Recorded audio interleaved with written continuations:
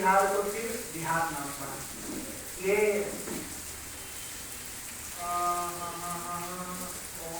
बंगाल, झारखंड और ये क्या कहते हैं उड़ीसा, ये बिहार प्रदेश नहीं था, बाद में अलग हुआ।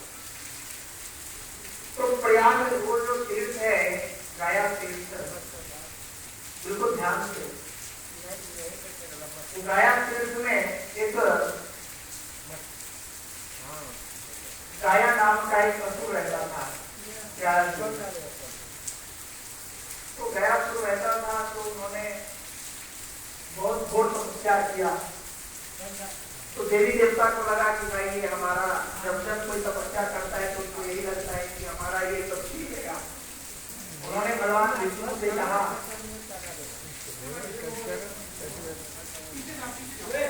भगवान विष्णु से कहा कि प्रभु ऐसे में तो हम बर्बाद हो जाएंगे, कुछ आप करिए, इनका वध करिए।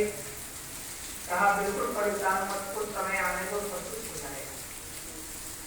फिर भगवान ने एक दिन अपने गदा से उनका वध कर देता है और फिर गया तीर्थ में भगवान गदाधर बन के विराजमान हो गए। प्रेम से बोलिए गदाधर भगवान की जय। ऐसी गया भूमि की महिमा है, तीर्थ की महिमा है। फिर ब्रह्मा जी ने वहां पर सृष्टि की, अनेकों प्रकार के जलाशय बनाए, अनेकों प्रकार के नदी बाबर आदि बनाए, खाने के लिए फल फूल वृक्ष का उन्होंने प्रकृति बनाई, सृष्टि बनाई। वहां के जो ब्राह्मण थे ना, उन्होंने कहा कि ये 5 कोस के जो गया तीर्थ है मुझे आप दान में दे दो। तो ब्रह्मा जी ने कहा ले लो भाई, हमको क्या है, हम थोड़ी ना कोई गया में रहेंगे, आप ले लो। उनको दे दिया, लेकिन लोग उसको ब्राह्मण ले तो लिए, लेकिन उनको एक श्राप लग गया। ब्रह्मा जी ने दे दिया, कहा कि भाई ये तुम ले लो, खूब मौज मस्ती करो, लेकिन तुम्हारा जो विद्या है, तुम्हारा जो धन है, वो केवल और केवल जब तक तू रहेगा तब तक ही सीमित रहेगा। तेरे मरने के बाद ये चाहेगा तो धन इकट्ठा कर लो। इसलिए आपने देखा होगा वहां की परंपरा है, कोई गया है इसमें से? गया कोई नहीं है। गया में क्या है, जैसे आप पिंडदान करने गए और गए तो आपने गाय दिया अथवा बर्तन दिया, कुछ भी दिया, वही बर्तन पूरे दिन में 20 आदमी को दान होता है। भाई आपने दे दिया तो उसका हो गया, कुछ भी करे, किसी और को बेचे, क्या करे, भगवान जाने। सारी व्यवस्था आपको वहां मिलेगी, लेकिन उनके जीवन में सुकून नहीं हुआ। आपका पितर का उद्धार करेगा, लेकिन अपना उद्धार नहीं करेगा। यही तो शास्त्र है, और क्या। वो आपके पितर के लिए अनुष्ठान कर देगा, आपका पितर का उद्धार कर देगा, लेकिन अपना उद्धार वो नहीं कर सकता। उसको श्राप लगा है समाज। हाँ, 5 कोटि का माना है ना उसमें, तो श्राप लगा कि तुम्हारा धन और तुम्हारी विद्या, ये जो चाहेगा कि मैं खूब धन कमा के 50 लाख रुपया बैंक में रखूं, वो नहीं। वो लाएगा, खूब कमाएगा, पूरे दिन में 2-2 लाख रुपया कमाएगा, लेकिन वो भी वही मट्टी पुलिस हो जाता है।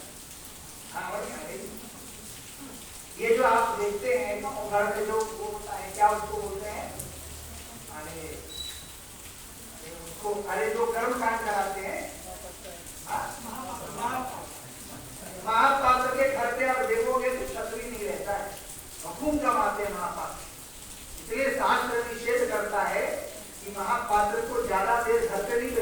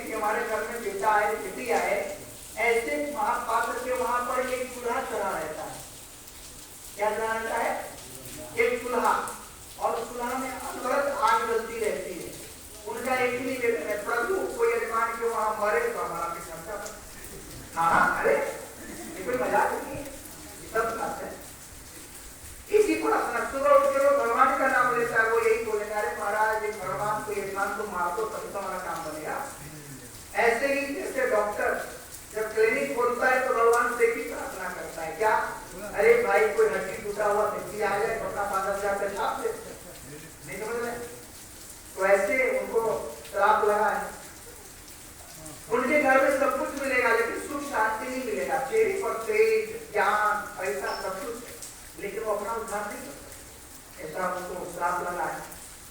लेकिन जब श्राप लगाना तो ब्राह्मण ने कहा ब्रह्मा जी से कि प्रभु हमको तो आपने श्राप दे दिया, लेकिन मैं आपसे ब्राह्मण तो भाई ब्राह्मण है बेटा। उन्होंने कहा हम आपसे प्रार्थना करते हैं क्या? तो कहा इस गाया में जो भी करुणा से अथवा प्रेम से श्रद्धा पूर्वक कोई भी अपने पूर्वजों का श्राद्ध करेगा और मैं मंत्र पढ़ूंगा तो तत्क्षण महाराज आप उनको स्वर्गलोक देंगे। हाँ, इसलिए गाया में प्रमुख दो बातें बिल्कुल ध्यान दें। गया ऐसे मोक्षदायी तीर्थ है जैसे कि गाया में वैसे तो सबके लिए जो समय से मरता है, जिनको प्रभु कर जाते हैं, उनके लिए तो है ही सर्वोपरि, लेकिन उससे भी कहीं सर्वोपरि है जिसको अकाल मृत्यु हो जाता है। क्या? जैसे कोई युवा में मर गया, 20-25 साल में लड़का लड़की कोई मर गया युवा अवस्था में, अथवा सांप काट लिया, अथवा करंट लग गया बिजली, अथवा किसी ने गोली मार दी, अथवा सुसाइड कर लिया, फांसी लगा लिया, जहर खा लिया, ऐसे व्यक्ति का तब एक्सीडेंट हो गया, दुर्घटना घटित हो गया, ऐसे व्यक्ति को सीधा ऐसे घर में जब यह अकाल मृत्यु होता है, बिल्कुल ध्यान से उसको सीधे समाज को हाथ जोड़ लेना चाहिए कि भैया मेरे पास सब कुछ रहते हुए भी कुछ नहीं है, और उसको सीधा गाया जाना चाहिए। गाना चाहिए।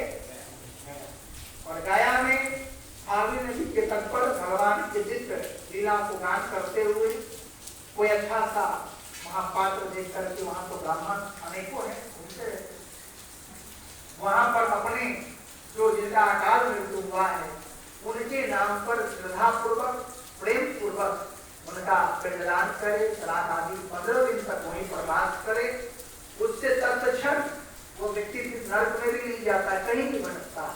भगवान ने वचन दिया है जलाधर भगवान ने, ब्रह्मा जी ने, वह तुरंत कहा जाते हैं सीधा स्वर्गलोक अथवा वैकुंठ, और कहीं नहीं भटकता। भगवान का वो वचन है, क्योंकि वो जो गयासुर था मरने के बाद उनके अंदर ब्रह्मा विष्णु महेश 3 देव समान है। और इसीलिए कहा गया है कि सब कुछ करने के बाद आपने गला पर भगवान का दर्शन नहीं किया, हाँ, और फिर ऊपर जाके क्या है, भूत द्वार है, प्रेत द्वार है, ऊपर जाके फाल्गुनी नदी जब पार करेंगे भैया नहीं होना, तो जब ऊपर जाएंगे ना तो ऊपर जाने के बाद तकरीबन 100-150 जीना चलना पड़ता है, प्रेत का जीना है, उस जीना पर जाकर के और वहां पर भोजन छोड़ दीजिए, उस पितरों को फिर मिलेगा, और पीछे मुड़ के नहीं देखना है। हमने तो कहीं कहीं देखा है और ऐसा मालूम भी पड़ता है कि उसी के साथ फिर वापस वो आ जाता है। आपने पीछे देख लिया, ठीक से कर नहीं हुआ। तो ये घटना तो हमने ऐसे सुना, ये गांव की घटना है, जब मैं छोटा था तो कोई गया वहां पर करने के लिए, और जैसे ही वो करके आया और पीछे देख लिया, थोड़ा सा चुप, यही लोग बोलते हैं कर्म कांड जो है ना, कर्म कांड में बड़ा ये ध्यान रखना चाहिए। उन्होंने पीछे मुड़ के देख लिया, कर्म कांड में थोड़ा भूल चुप हो गई, जब वो उतर के ऑटो में आए पहले वो भूत और उसी के साथ वो आ गया और घर में सवारी मचाने लगा। कई प्रकार के अनुष्ठान जन्म हुआ, कथा प्रवचन हुआ, सब जागरूक था। इसीलिए ये सब बिल्कुल है, भूत प्रेत जीन सब है। जब तक आपको पल्ला नहीं पड़ा है तब तक कैसे कुछ नहीं है, जिस दिन पल्ला पड़ जाएगा उस दिन पल्ला बढ़ जाएगा। इसलिए गायक तीर्थ में जाकर के बिल्कुल ध्यान से श्रद्धा पूर्वक प्रेम पूर्वक उनका अकाल मृत्यु जिसका हुआ है उसका तत्क्षण 15 दिन वहां रह करके श्राद्ध करना चाहिए, कर्म श्राद्ध करना चाहिए, उसको शबरती मिलेगा। दूसरा ये तो है ही, बाकी जो नॉर्मल मरते हैं अपने समय पा करके अथवा बीमारी से या 80-85 साल होने के बाद, वो भी यदि स्वर्गवास होता है तो उनके लिए भी यहाँ पर कर्म करने के बाद सीधा जाएगा गाया में पिंडदान करे, और वहां के पिंडदान के बाद फिर कोई चीज शेष नहीं रह जाती है। लेकिन जिस पेड़ के छांव में हम जन्म लिए हैं, जिस पेड़ के छांव में हम बड़े हुए हैं, क्या उस पेड़ को ऐसे ही काट देंगे क्या?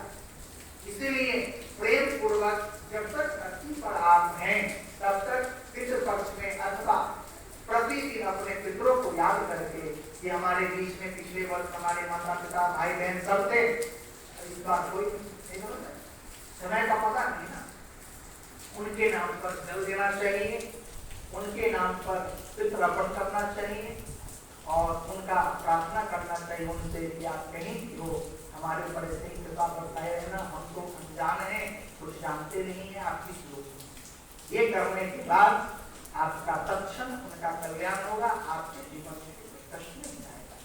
क्योंकि मैं बार बार कहता हूँ आपके पितृ और दूसरा कौन, आपके इष्टदेव और तीसरा गुरु, यदि तीन चीज आपके बलवान हैं, आपने तीन वस्तुओं को प्रसन्न कर लिया या तीन देवी देवताओं को आपने प्रसन्न कर लिया तो समझिए सारा जगत आपसे प्रसन्न। इस तीन में से एक का भी प्रॉब्लम हुआ तो आपके वंश वृद्धि हो जाएगी महाराज। हाँ, इसलिए इन सब से बच करके कथा तो यही कहती है कि समझिए। और फिर प्रभु महापुराण में आया, प्रेम से बोलिए गाया तीर्थ की मोक्ष नगरी, गाया तीर्थ की भगवान विष्णु भगवान की जय।